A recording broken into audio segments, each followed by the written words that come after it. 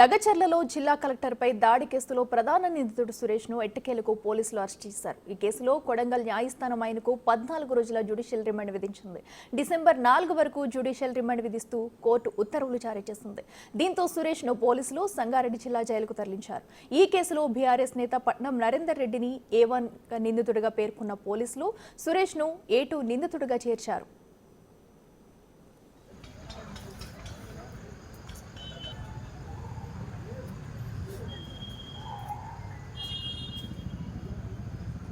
ఉన్నామని చెప్పి బయటికి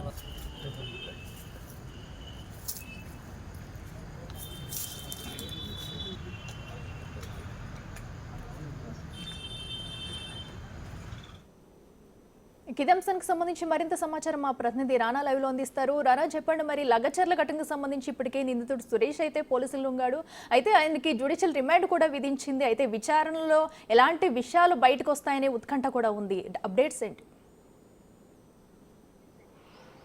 సో నిన్న కొడంగల్ కోర్టులో లొంగిపోయిన తర్వాత జ్యుడిషియల్ రిమాండ్కి పంపించారు. అయితే ఇవాళ కస్టడీ పిటిషన్ కొడంగల్ కోర్టులో వేశారు కాబట్టి కస్టడీ ఎన్ని రోజులు అనుమతిస్తారనేది కూడా వేచి చూడాల్సిన అవసరం ఉంది. ఒకవేళ అనుమతిస్తే మాత్రం సురేష్ ఎక్కడికి వెళ్ళినటువంటి వారెవరు, ఎక్కడ ఇన్ని రోజులు ఉన్నాడు, ఎందుకంటే ఇంత పెద్ద రాష్ట్ర వ్యాప్తంగా సంచలనం సృష్టించినటువంటి ఇంత పెద్ద కేసులో ప్రధాన నిందితుడు పోలీసుల కళ్ళు కప్పి అతను తిరగడం అనేది హైలీ ఇంపాసిబుల్. ఎందుకంటే ఖచ్చితంగా పోలీసులు ఒకరోజు కాకుండా 2 రోజులుగా ట్రేస్ చేసి పట్టుకొని ఉండొచ్చు. కాకపోతే అతను ఎప్పటికప్పుడు పోలీసుల యొక్క కదలికలను గమనిస్తూ ఈ యొక్క ప్లేసెస్ అంతా మార్చేయడము, తర్వాత పార్టీలోని ఒక కీలకమైన వ్యక్తులు అతనికి బాగా సహకరించి ఎక్కడ దాక్కోవడానికి అవకాశం ఇచ్చారన్న దానిపై కూడా పూర్తి వివరాలను అయితే లాగే అవకాశం ఉన్నట్టుగా మనకు సమాచారం అవుతుంది. ఎందుకంటే దాదాపు 8 రోజులు ఆల్రెడీ దీంట్లో ఇన్వాల్వ్ అయినటువంటి ఆల్మోస్ట్ అందరూ కూడా చాలామంది అరెస్ట్ అయిపోయారు. కానీ ప్రధాన నిందితులుగా ఉన్నటువంటి సురేష్ ఆచూకీ మాత్రం ఎవరికి లభించినటువంటి నేపథ్యం అయితే కనపడుతుంది.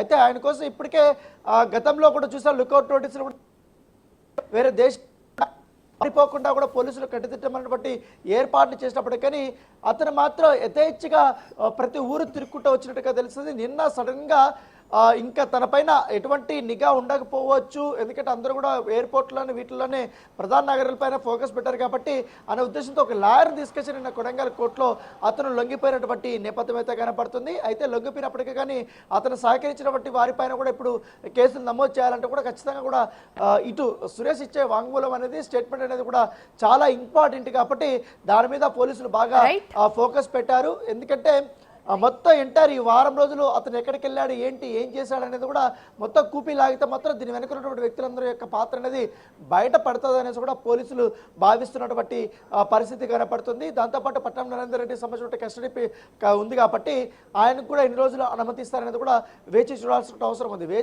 ఇట్లా కానీ కస్టడీ కానీ కొంచెం ప్రధాన నిందితులు కానీ అనుమతిస్తే మాత్రం కంపల్సరీ ఈ కేసు మరో పురోగతి చెందే అవకాశం ఉంది. ఎందుకంటే ఓవరాల్గా కూడా చూసుకుంటే ఎంటైర్ ఎపిసోడ్లో కూడా అక్కడ నెగిటివ్నెస్ బాగా స్ప్రెడ్ చేయడానికి వీళ్ళందరూ ప్రయత్నించారు. దాంతోపాటు రైతుల్ని దాడి చేసినట్టుగా వీళ్ళు చిత్రీకరించారు కాబట్టి అక్కడ రైతులు ఉన్నది కొంతమంది, కాకపోతే అందరూ కూడా బయట వ్యక్తులు అనేది పోలీసులు చెప్తున్నటువంటి నేపథ్యం. ఎందుకంటే ఆ వీడియోలో చెప్తున్నటువంటి వాళ్ళందరూ కూడా కొంతమంది భూమి లేని వాళ్ళ వల్లే ఎక్కువగా కనపడుతున్నారు. సో వాళ్ళకి అనవసరం, అంటే ఈ గొడవకి సంబంధించిన అనవసరం, సో వాళ్ళు ఇన్వాల్వ్ అయ్యి ఈ దాడులు చేశారనేది కూడా చెప్తారు. వీళ్ళందరినీ కూడా ఉసుగొలిపింది మాత్రం Suresh and Raghavender and Patnam Narender Reddy. So వీళ్ళ పేర్లన్నీ కూడా వచ్చాయి కాబట్టి అఫీషియల్గా ఇప్పుడు సురేష్ తను ఎందుకు చేయాల్సి వచ్చింది, ఎవరు చేశారు, ఏ ఆదేశాలతో, ఎందుకని పట్నం నరేందర్ రెడ్డి అన్నిసార్లు కాల్ మాట్లాడాడు, తర్వాత ఇంకెవరితో మాట్లాడారా, ఎప్పటి నుంచి కార్యాచరణ చేశారనే దానిపై కూడా వివరాలు వచ్చే అవకాశం ఉంది. ఈ రోజు ఎన్ని రోజులు ఇస్తారని చూసిన తర్వాత ఈ ఫర్దర్గా ఫుల్ డీటెయిల్స్ అయితే మనకు బయటకు వచ్చే అవకాశం ఉంది. Right Rana, thank you.